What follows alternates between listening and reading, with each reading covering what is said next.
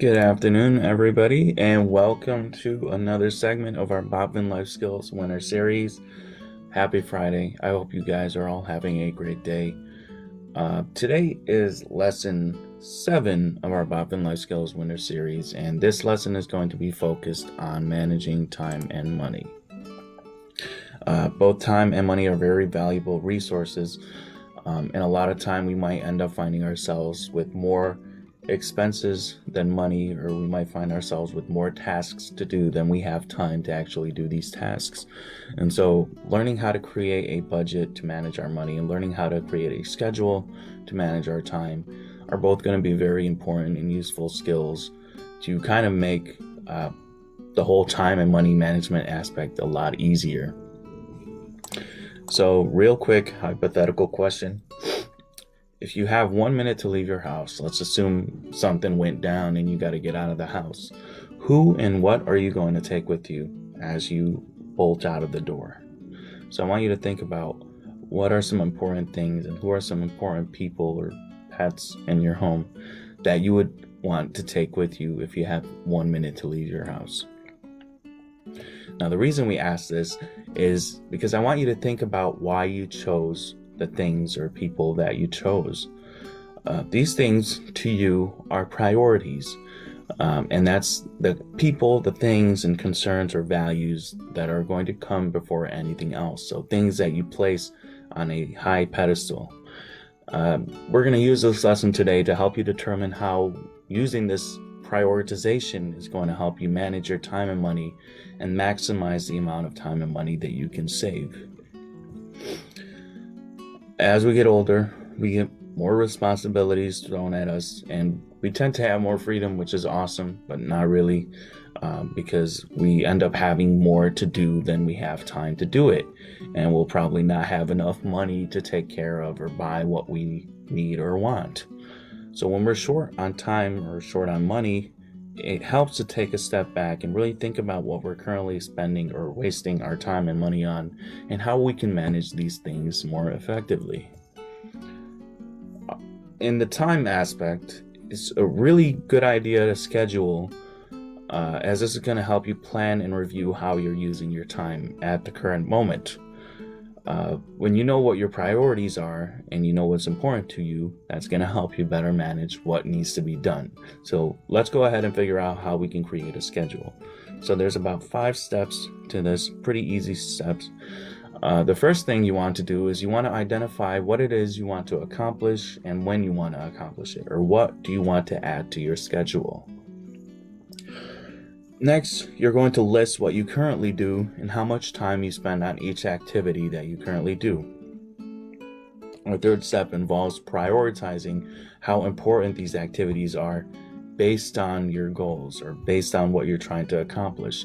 And you'll rate them relative to that importance. So if something's very related to your goal, let's say your goal is to save a certain amount of money, and going to your part-time job is going to be crucial for that goal, then that would be a high priority. Whereas maybe practicing music or doing something recreational on the side or something discretionary isn't going to be that high of a priority, so that would be either medium or low. Next, you'll create a schedule that's going to show you what you currently do and how you can maximize your time and minimize distractions.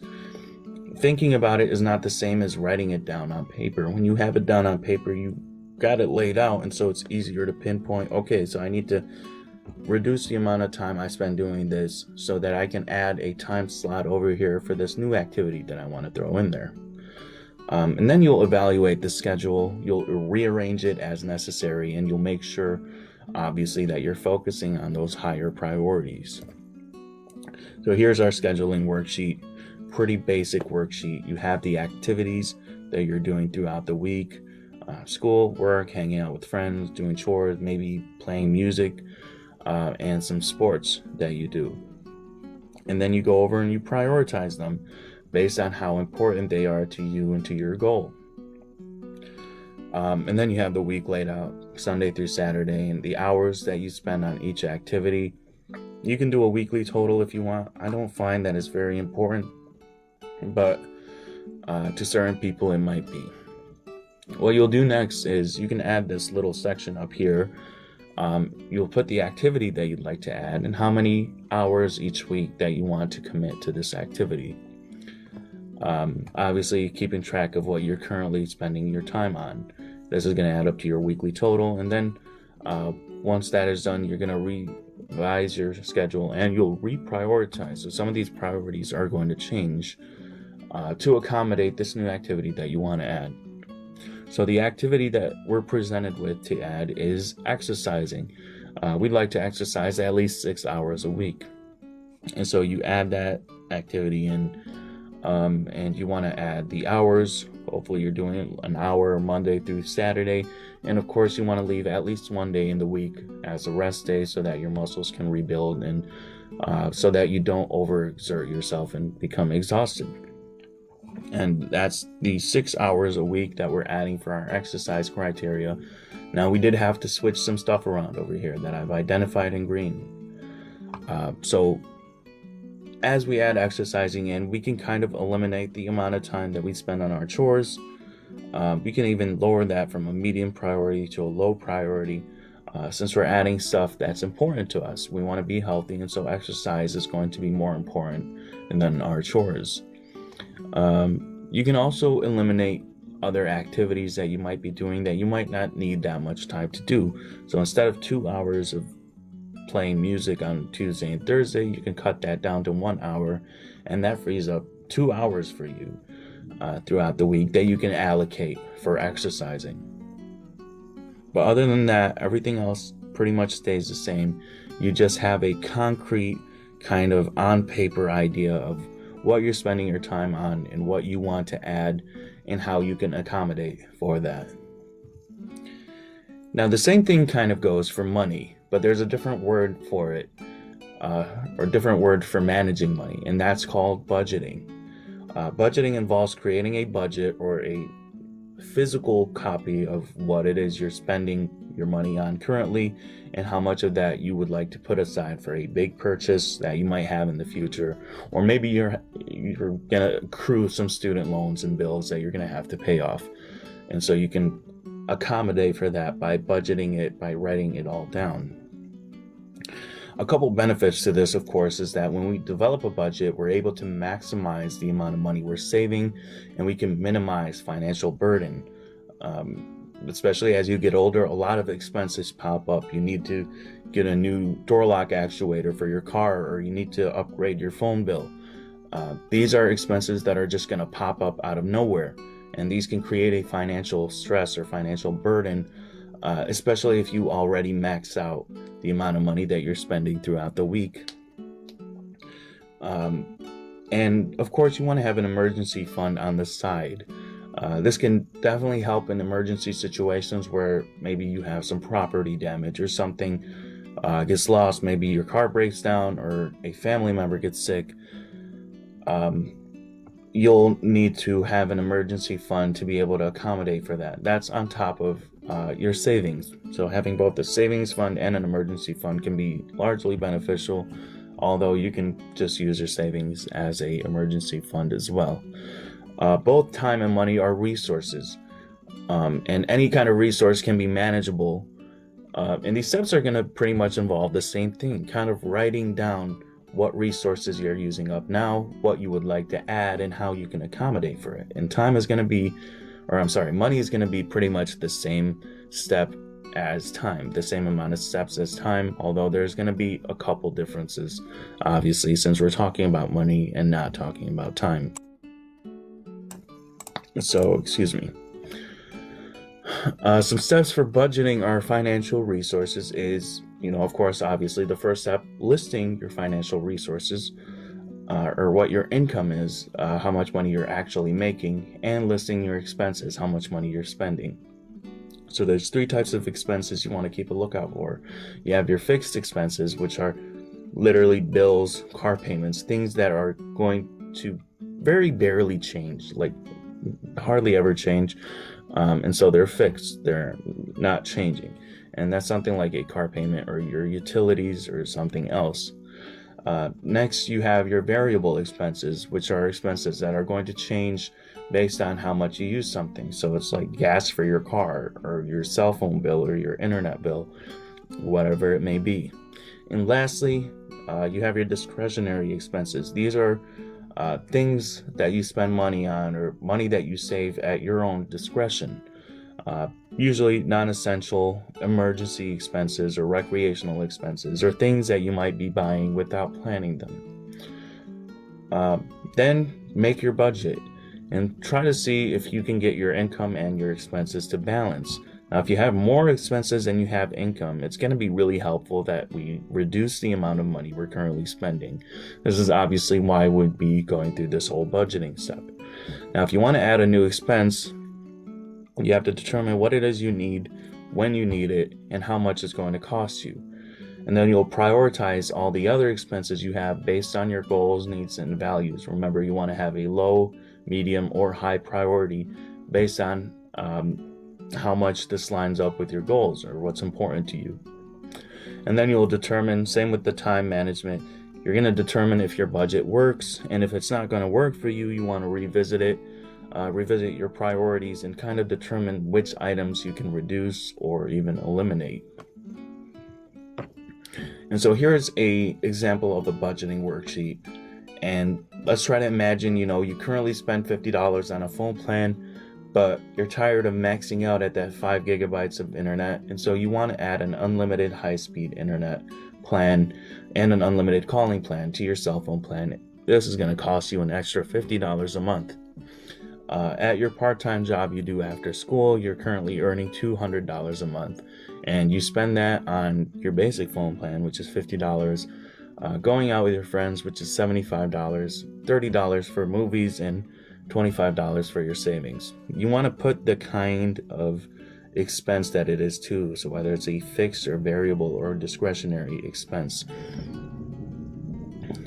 And then you'll kind of lay it out kind of in a table format, and this is, you'll see, kind of the same as our time management schedule, but instead of having days of the week, we have amount of money. And this is obviously a monthly spending thing, so this is how much money we're spending or making a month. So we'll assume we're making $200 as our monthly income, and we have a new financial target of saving $50 to pay for an upgraded cell phone plan, which we've added over here. So currently, with the $50, $75, $30, and $25 that we spend, if we add that $50 to it, we'll be at $230 a month in expenses. That's going to be $30 more than we're currently making. So how can we go ahead and fix this? Let's pay attention first to our low and medium priority expenses. So our low priority expenses are movies. So instead of watching 3 movies a month and spending $30, you can kind of cut it down to 2 movies a month and only spend $20, or maybe 1 movie a month and popcorn and a drink for $20. Our next medium priority, we have our savings, which I don't want to touch. So we'll look at our going out with our friends. So we spend $75 going out with our friends a month, and we can probably reduce that a little bit.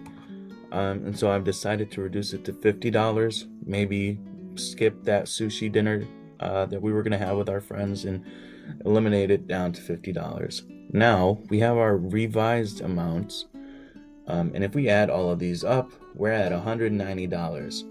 So $10 short of what we're making monthly, which is great because you get that extra $10 that you can reallocate to whatever it is that you want to add to.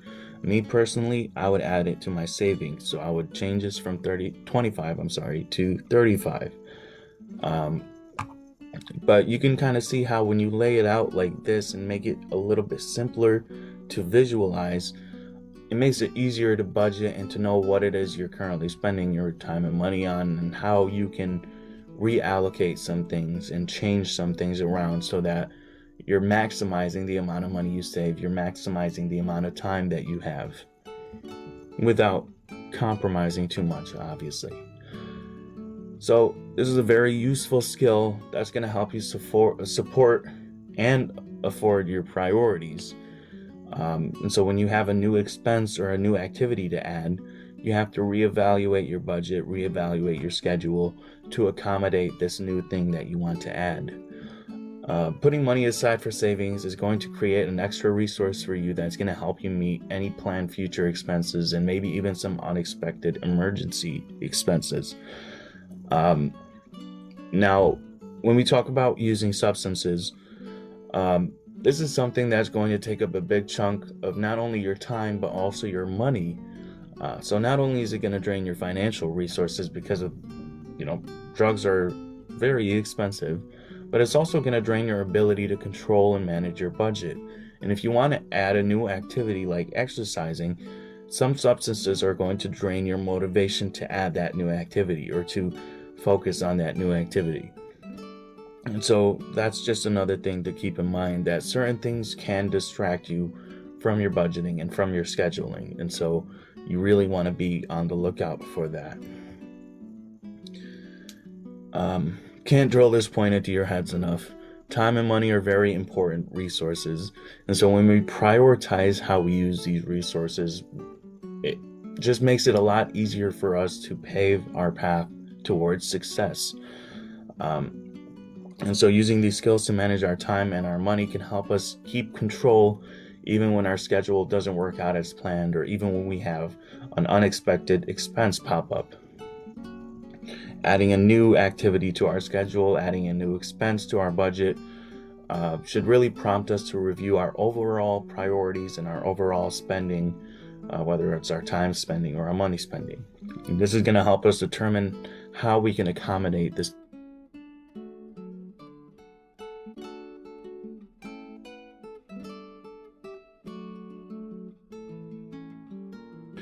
And so that is all I have for you guys. I hope this information is useful to you, and I hope that you really develop the skill of managing your time, really develop how to manage your money. If you're in high school right now, you're probably not all that worried about it, but believe me, the minute you get to college, that time and money management is going to be huge, and it's going to save your life. So that is all that I have for you. I hope you have a fantastic weekend, and I will see you next week for session 8 of our Bob and Life Skills Winter Series. Thank you and take care.